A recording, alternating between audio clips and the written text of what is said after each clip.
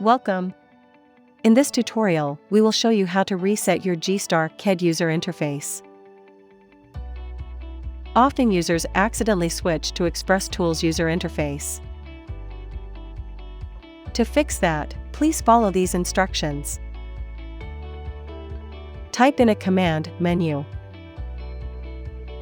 Then select and open GCAD.cux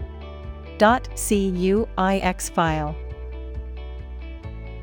There will appear the default user interface of GstarCAD.